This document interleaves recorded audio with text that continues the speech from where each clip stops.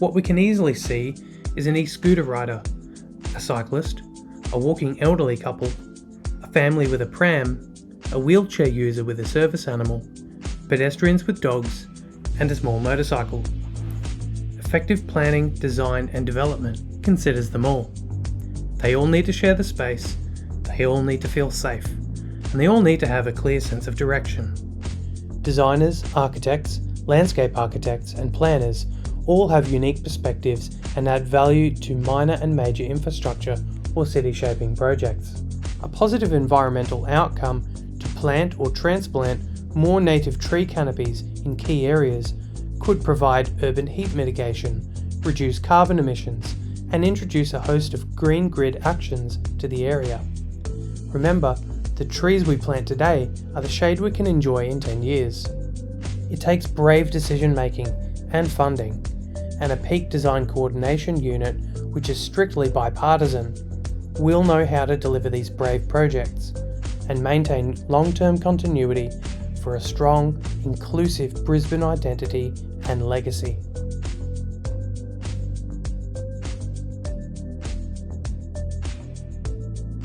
I think that architects and planners are uniquely suited to solve these problems that are multifaceted. Yeah, architects they're generalists, and what that allows them to do is see the entire problem. They're not about any one thing, but they're about these many things coming together. The other thing that's really important is leadership, but I think that you have hit on exactly the right thing. This is an opportunity to build infrastructure that not only improves the health of people living in the city, but improves the health of the planet also.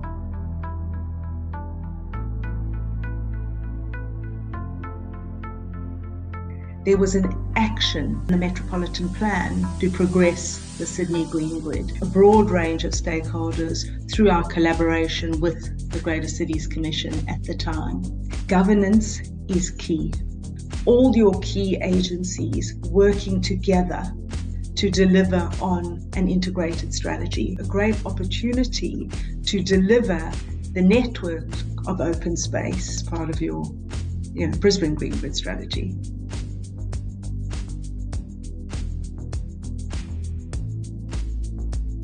The Green Grid, the idea of these sort of connecting shadeways, they're absolutely critical to doing that. We need to start thinking about green infrastructure as the critical infrastructure. We're also looking at the river being the heart of the city. To do that, we probably need some joined up thinking, integrated thinking across disciplines, and ideally we have a group that leads that and champions that.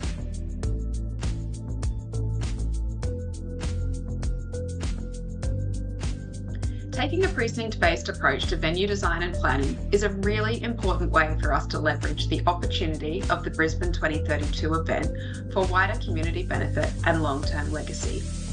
For Brisbane 2032, we are taking the unique approach of utilising venues right across our city and region, which significantly increases our chances to unlock wider community benefits and plan for very long-term legacy outcomes in more locations.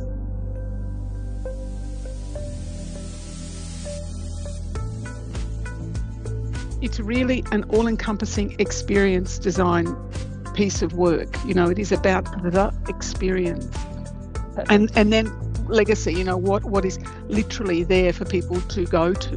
The brand guys, lighting designers, architects, landscape architects, us as sort of wayfinding.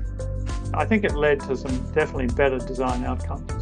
We don't talk about accessibility as much as we talk about universal design principles and equity for everybody. I think it does require a certain level of cooperation, not just collaboration, understanding it takes many people to get to here. Then you get the best possible outcomes with all the voices being listened to. It's for the greater good.